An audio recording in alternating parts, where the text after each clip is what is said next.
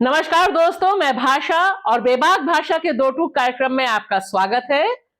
सामाजिक न्याय के पुरोधा कर्पूरी ठाकुर के नाम पर क्या बिहार में भगवा खेला हो गया है?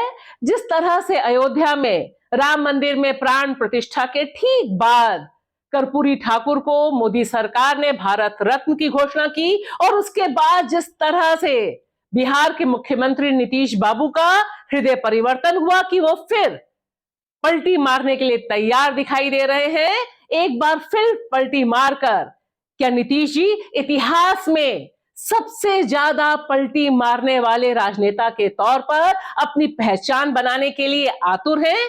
क्या है इस खेल के पीछे की अनसुलझी अनकही कड़ियां? आइए उन्हें टटोलते हैं।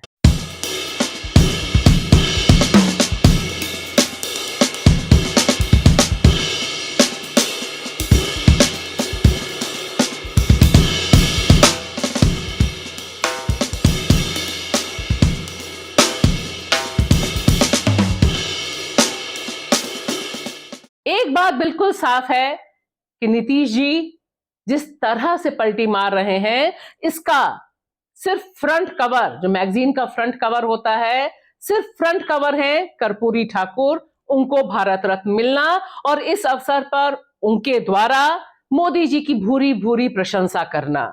लेकिन कहानी, पटकथा निश्चित तौर पर बहुत पहले से लिखी जा रही थी और हम सब जानते हैं कि 2014 के बाद जिस तरह से भारतीय राजनीति बदली है, उसमें मोदी जी किस तरह से कितनी देर तक किस राज्य सरकार को, विपक्ष की राज्य सरकार को चलने देंगे, यह किसी को भी इसका अंदाजा ठीक ठीक नहीं होता। लेकिन यहां नीतीश जी ने कुछ इंडिकेशंस दिए थे। पहला इंडिकेशन तब मिला था जब इंडिया गठबंधन की तरफ से नीतीश जी को कन्वीनर बनाने की बात हुई थी और उसे उन्होंने बहुत नाराजगी से ठुकरा दिया था। उससे पहले भी इस बैठक को लेकर, बैठक में आने को लेकर तमाम तरह के कयास चल रहे थे और नीतीश जी की नाराजगी सूत्रों के मुताबिक जनता जनार्दन यानी मीडिया के जरिए लोगों तक पहुंचाई जा रही थी।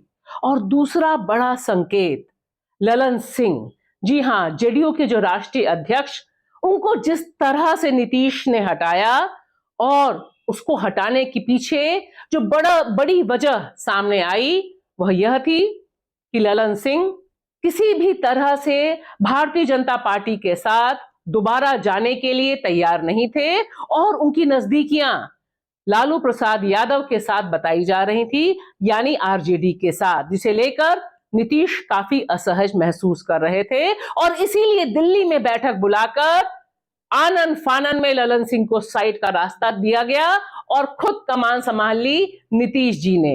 नीतीश जी की यह कला भी हम सब इसे जानते हैं। वह किसी को मुख्यमंत्री बना देते हैं और उसके बाद उन्हें लगता है कि अरे ये तो असली में मुख्यमंत्री बन गया जीतन राम मांझी, और फिर उसके बाद वह उसे आनन फानन में हटाकर दोबारा सत्ता में बैठ जाते हैं। एक बात जो नीतीश जी के पूरे कैरियर में 96 से लेकर 2024 तक में साबित होती है कि वह बिना सत्ता, बिना कुर्सी के रह नहीं सकते हैं। सवाल यह है कि अभी भी मुख्यमंत्री तो वही थे, मुख्यमंत्री तो वही हैं, जबकि आरजेडी के पास यानी तेजस्वी के पास सीटें ज्यादा हैं, लेकिन तब भी गठबंधन और सरकार को चलाने के लिए उन्हें मुख्यमंत्री बनाया गया और बताया जा रहा है कि अभी भी उनकी जो डील भाजपा के साथ चल रही है वह यही है कि सब कुछ हो जाएगा, मुख्यमंत्री तो मैं ही रहूंगा।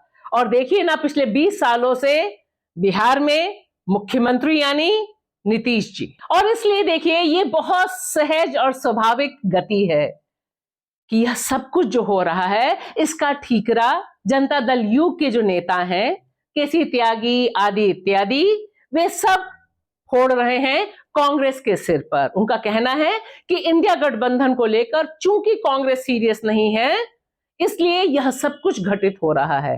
कितना अच्छा है ना, पलटी मारे नीतीश जी लेकिन ठीकरा फूटे कांग्रेस के ऊपर। और इससे यह साबित होता है कि जो समय चुना गया है, क्योंकि इस समय कांग्रेस नेता राहुल गांधी की जो भारत जोड़ो न्याय यात्रा चल रही है वह बिहार पहुंचने वाली है। और बिहार में 30 जनवरी को नीतीश कुमार को भी रैली को एड्रेस करना था राहुल गांधी के साथ, जैसा कि कांग्रेस ने पहले से बता रखा था सबको। तो ठीक इस जंक्चर पर नीतीश जी का दोबारा से पलटी खाना बहुत साफ साफ इशारा दे रहा है कि यह किसे फायदा पहुंचाने के लिए है और किसे नुकसान पहुंचाने के लिए है और अर्जेंसी क्या है, क्योंकि मुख्यमंत्री तो वो अभी भी हैं और मुख्यमंत्री संभवतः पलटी मारने के बाद भी वह बने ही रहेंगे। और दोस्तों, यह भारतीय राजनीति है।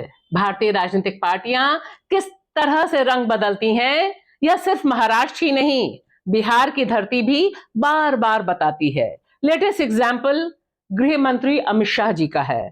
ध्यान से सुनिए यह वीडियो।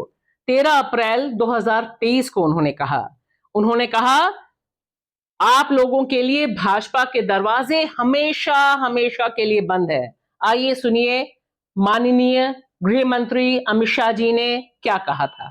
कि चुनाव के परिणामों के बाद नीतीश बाबू को फिर से भाजपा एनडीए में लेगी तो मैं बिहार की जनता को स्पष्ट कह देना चाहता हूं और लल्लन बाबू को भी स्पष्ट कहना चाहता हूं, आप लोगों के लिए भाजपा के दरवाजे हमेशा के लिए बंद हो चुके हैं।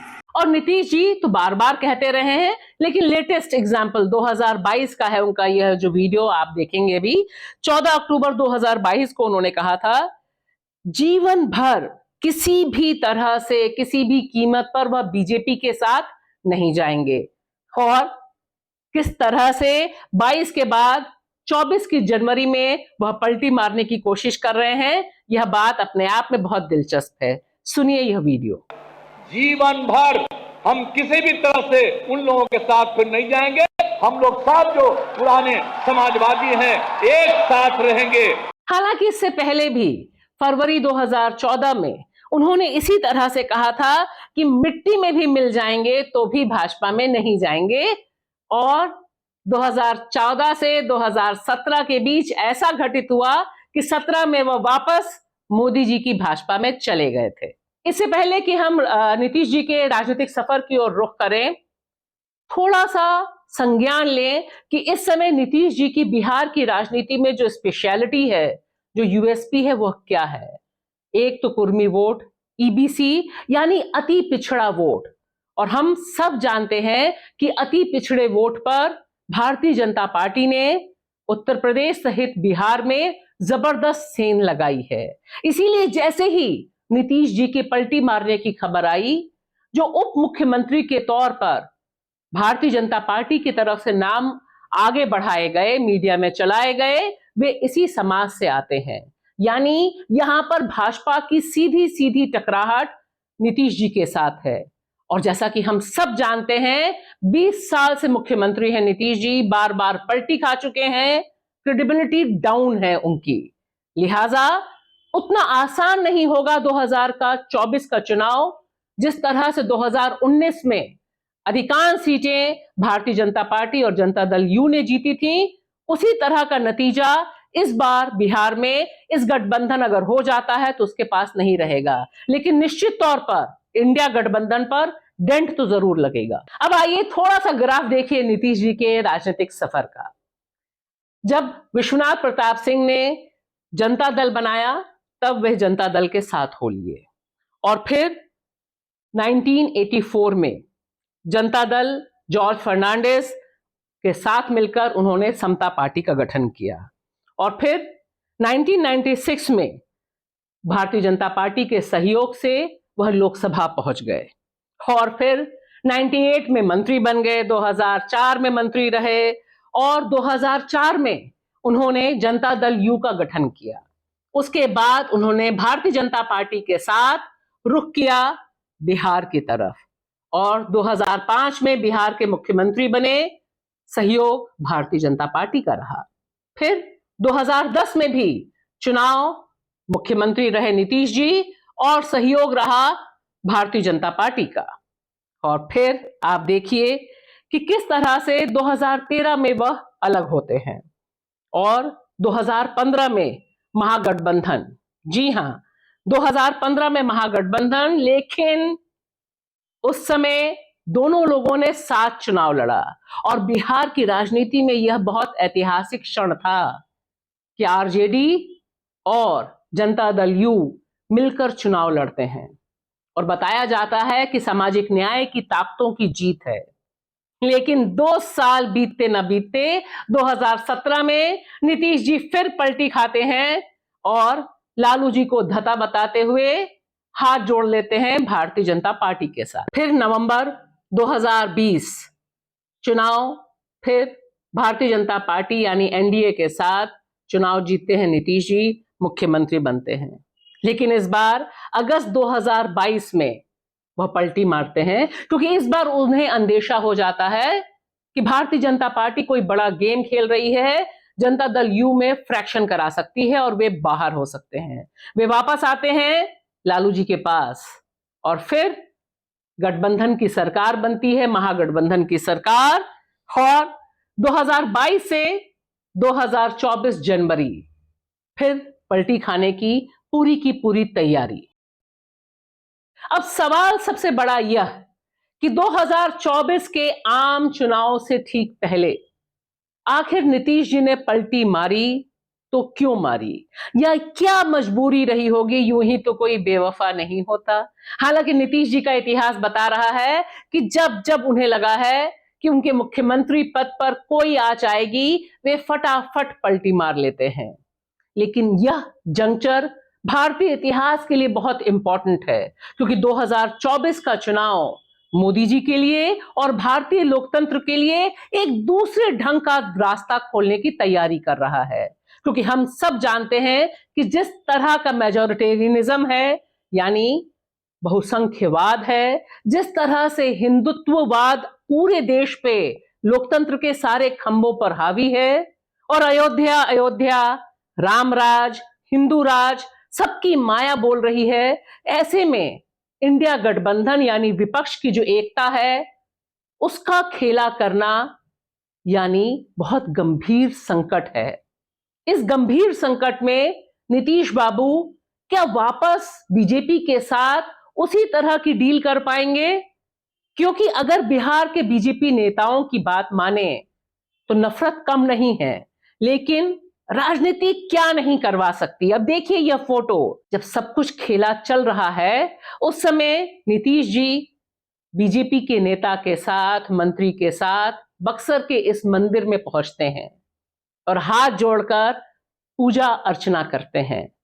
यह राजनीति में यह जो पोटेंशियल आ गया है कि आप कभी भी किसी के साथ आ सकते हैं, विचारधारा की जरूरत नहीं, और विचारधारा का जो पोटेंशियल है उसकी कोई जरूरत नहीं, उसे धता बताया जा सकता है। मुझे लगता है इतिहास में, भारतीय राजनीति के इतिहास में नीतीश जी को इस चीज के लिए जरूर याद किया जाएगा, और खास तौर से उनकी यह पारी, कैसे वह शुरू हुई एनडीए के साथ, फिर आई गठबंधन के साथ और वापस फिर शरणम गच्छामी हो गई। यह शरणम गच्छामी होने की जो पलटू मार राजनीति है, इसमें नीतीश जी का निश्चित तौर पर कोई सानी नहीं। शुक्रिया।